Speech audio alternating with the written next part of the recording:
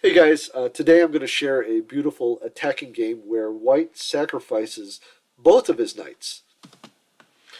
Hey guys, in today's game I wanted to share a very nice attacking game by Belgian grandmaster Edgar Colle. And some of you may be familiar with that name. He is the originator of the Colle opening or the Colle attack, which is actually played currently by sometimes by our current world champion Magnus Carlsen, as well as club players around the world. So definitely a notable player. And in this game, he was playing against Austrian grandmaster Ernst Gruenfeld, who you may also be familiar with his name, mainly known for his Gruenfeld defense, which is also very popular at the highest levels, including several world champions, notably Bobby Fischer and Gary Kasparov featured the Gruenfeld very heavily in their repertoires with black. But today they played, or in this game, the two played in 1926 in Berlin, and let me show you this game. Game starts out with d4, knight to f6, knight to f3, e6, and Colle plays his characteristic e3, which with the idea being to develop this piece. Now, here, c4 would be sort of the main line with and the most testing move, I guess, according to theory. And then from here, it can transpose into a lot of things like the Queen's Gambit declined, or something like the Bogo Indian here. So Colle's idea, or one of the ideas, or at least one of the results, is that Colle instead plays something that's a little less contesting of the center at the moment, but develops his pieces fairly freely, and also later strikes out with an attack. And we'll see that a little bit in this game, but is kind of the general idea behind his opening here. b6 is played, bishop to d3, and bishop to b7. This is kind of related to the Queen's Indian and can transpose into the Queen's Indian type formation. It's kind of classified by the opening databases as the Indian game, but many of the ideas are very similar to the Queen's Indian. Okay, knight b to d2, and then c5 here. And now we're starting to see the outlines of the central conflict.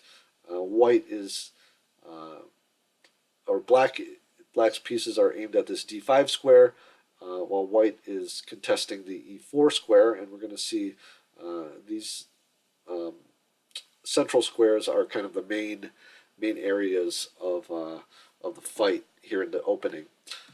White castles, and black plays bishop to e7, and white plays b3. And so this bishop comes out here. And again, when we're talking about the opening, starting to exert pressure or control over the e5 square. C takes d4, e takes d4, d6. Okay, and here I just want to mention this formation here with d6 and e6 is known as a little center. And instead of occupying the center with d5 or with e5, black is going to just control the center from these squares here. So you can see these black squares exert control over c5, d5, e5, and f5. And we see this in other openings. For example, the Scheveningen variation of the Sicilian features that prominently as well as many other openings. But that's kind of the idea here. And later, black will strike out with a d5 or e5, depending on his specific formation. Okay, white plays bishop to b2. Black plays knight b to d7. And c4 is played. So now white also puts pressure on this d5 square. Black castles, and then white plays rook to c1. more common is rook to e1, but rook to c1 often transposes, and in a few games I've actually studied for this game, rook to c1 is played several times by Colle, so it must have been a system that he enjoyed playing. So rook to c1, rook to e8, and here rook to e1. Queen to c7. So the idea here is that black wants to continue to have control over this diagonal. So he's going to bring his queen over to a8, but first he wants to get his queen out of the way so that he can move his rook to c8. And in fact, the more common move is rook to c8. Something to note here, we're on move 12. Even though this game was played in 1926, this opening is still being played by strong players even today. So even though modern chess theory has moved on, many of the openings that these classic masters have developed are still relevant in today's chess. White plays queen to e2, rook a to c8, as we mentioned, and now knight to f1. So here we can start to see part of White's plan. He's starting to, his bishops are bearing down towards black's kingside, and now he's bringing his knight over. It's going to come over here to g3 in order to put pressure on the king's side as well. Another feature here in this opening eventually is that black will want to play d5, and white also at sometimes will play d5. So it's kind of a constant pressure and anticipation of this move. Queen to b8, knight to g3, and then queen to a8. And this may seem kind of an odd move, putting the queen here behind the bishop, but you see here there's a lot of control here with the e6 pawn and the knight and this battery of bishop and queen on this d5 square. So the logic behind the move is understandable. It's just obviously with these opening in chess, it's always this battle of ideas, and depending on the specific move order, the specifics of the position, sometimes an idea that is a good idea just doesn't work out tactically or strategically. So let's see what happens here. So white now plays knight to g5, and here he's targeting. You can see here he has targeting several potential targets here, including the. Let's put up some just a little color here in the position. We can see these squares here are all targeted by the knight, and one idea here is that this knight here on g3 can at some point hop over to h5 to exchange this defender here, and then the queen could come over to h5, and then we have a big attack again on these squares. So there are several ways to try to defend against this, and black picked g6, which is not the best move. It is defending, it's blocking this diagonal, but it allows a nice move here. Before we move to that move, we can see that, well, maybe a more effective move would be something like knight to f8, which would protect this e6 square and prevent, as well as this more reinforcement for this h7 square. This probably would have been the best move in the position. And just so you understand here, if white were to play something like bishop takes g2, then simply d5 would stop that plan as well and probably win a piece. Okay, back to the game. So black played g6, and now if you want, pause the video for a moment and see what you would play as white. Okay, white plays a very nice knight takes f7, sacrificing the knight.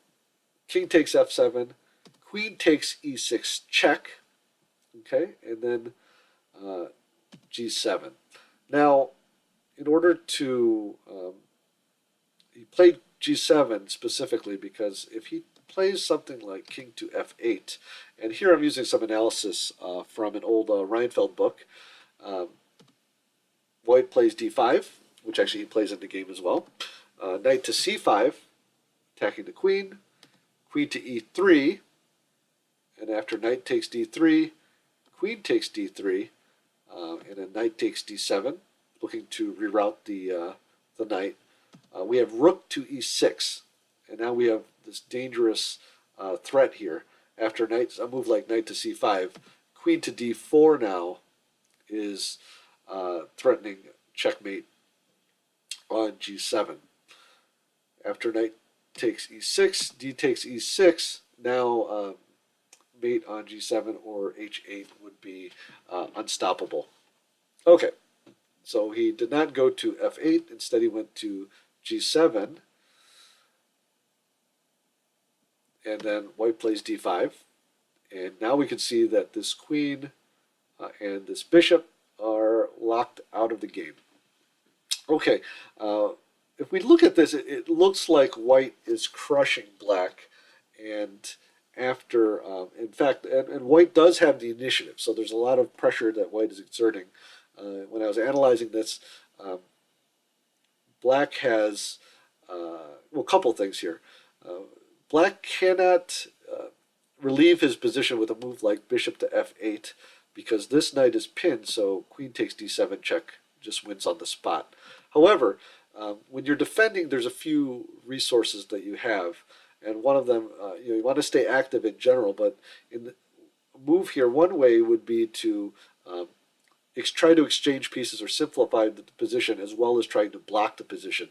So in the game, black played knight to c5, but if he actually plays knight to e5, then we could just look at an example here. After bishop takes e5, d takes e5, queen takes e5, black's position now gets a little more active with bishop to c5. So now we see this rook here bearing down here. The queen has to get out of the way, queen to g5, and then after rook takes e1 check, rook takes e1, black can simplify the position further with rook to e8.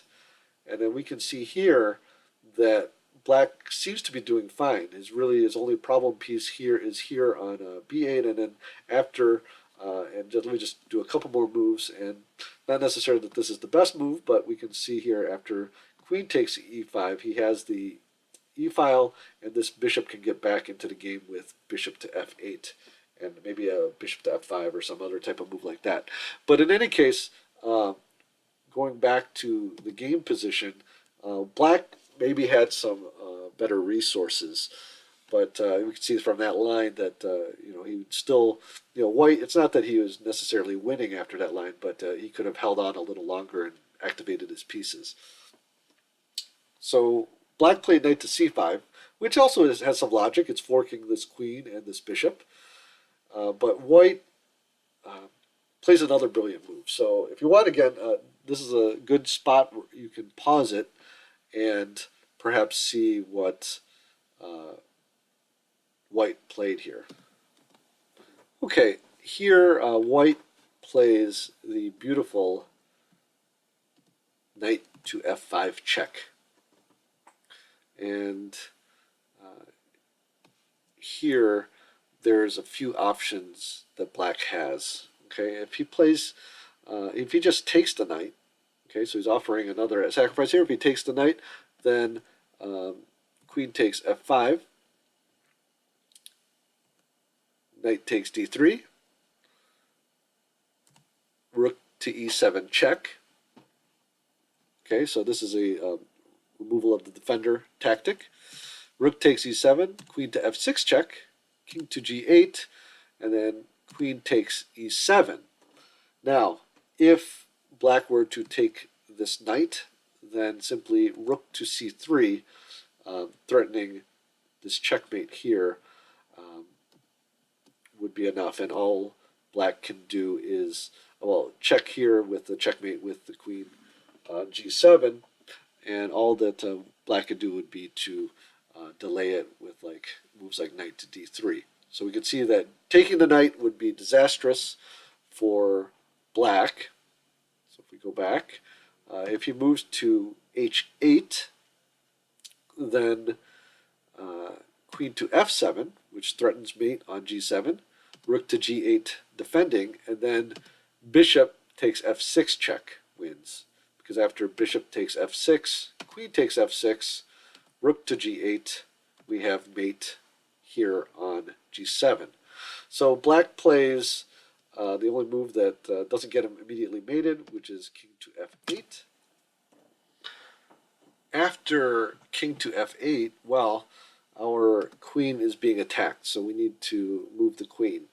And the best square here is queen to e3, because now we're targeting this h6 square, which of course would be deadly if black were to allow it. G takes f5, and let me just show you that real quick. For example, if just something like knight takes d3, then we have queen to h6 check, king to f7, queen to g7 mate. So just wanted to make sure you guys all saw that. Going back here, queen to e3, g takes f5, so black takes this knight, and queen to h6 check is played. King to f7 is forced, and now bishop takes f5. Now here I analyzed a little bit when I was playing through this game. Rook takes e7 check. And this actually also works, but I'll just show it to you real quick.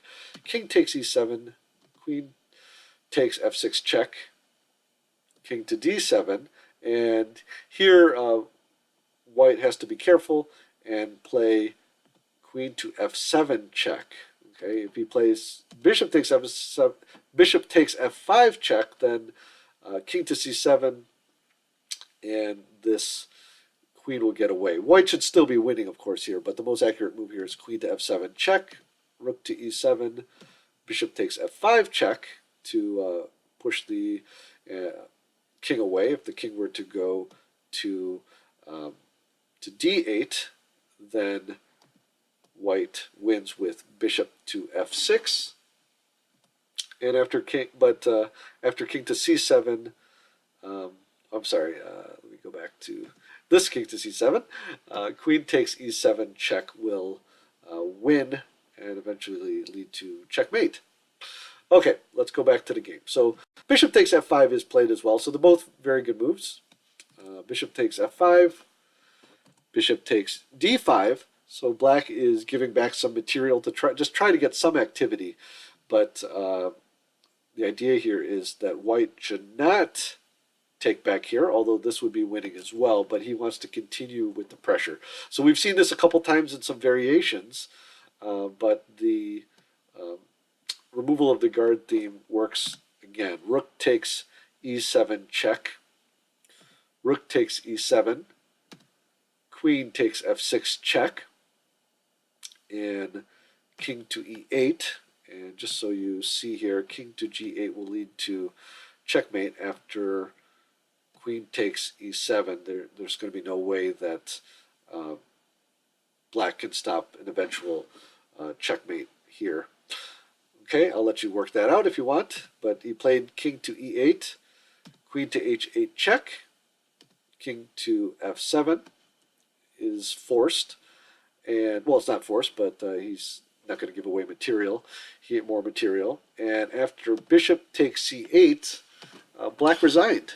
I thought this was a very instructive game for a few reasons, and I just want to go over some of the key points here in this position. Knight to g5, and the idea here, it ends up invoking a pawn weakness by black.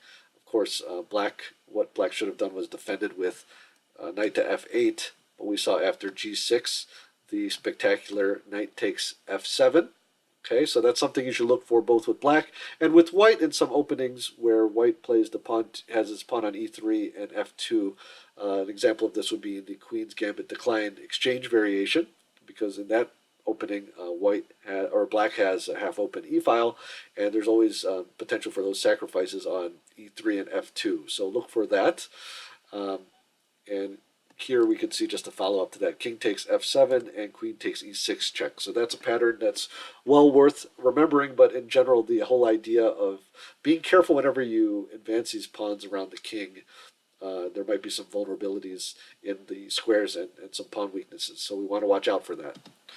This next position actually just comes a move later, but it's this idea, this move has a dual purpose here, and that move is d5. It simultaneously shuts off black's bishop and queen from the position, but also helps to emphasize the power of the two bishops. And here black also has two bishops, but you can see here they're very passive compared to their white counterparts. So something you want to think about in your games, both with regard to the two bishops, but also in general with preventing your opponent's maneuverability and counterplay. Okay, I wanted to pick out this particular position. There's so many instructive points in this game, so go over it again if you want to try to mine all of the nuggets of wisdom. But I wanted to point out an important tactical motif, and that is the removal of the guard. I mentioned it several times, so I'll just review it real quick here. We can see here the bishop protects this knight here on f6, which would be a great target to take. But first, let's take this defender off here with rook takes e7 check. And then after rook takes e7, now this bishop and this queen are both attacking the knight, and we can take it. And as we saw in the game, white went on to win. But the removal of the guard is a very important tactic to know and to use in your own games. So take a look at that in the future. Hey guys, I hope you enjoyed this video. If you did, please press the like button. And if you haven't done so already, subscribe to the channel for future updates. I really enjoy studying these classic games. It's good to remember that these games by these early masters really form the foundation of tactics and strategy that our 21st century masters have built upon. So for us to study them is very beneficial and also very beautiful. These are some beautiful games. Even back then, without use of computer technology, they played very strong, very beautiful moves, and it can only benefit you to be familiar with a lot of these classic games. So we'll be doing these as well as the modern games here on this channel in the future, and I hope you enjoyed, and I'll talk to you soon. Good luck with your chess.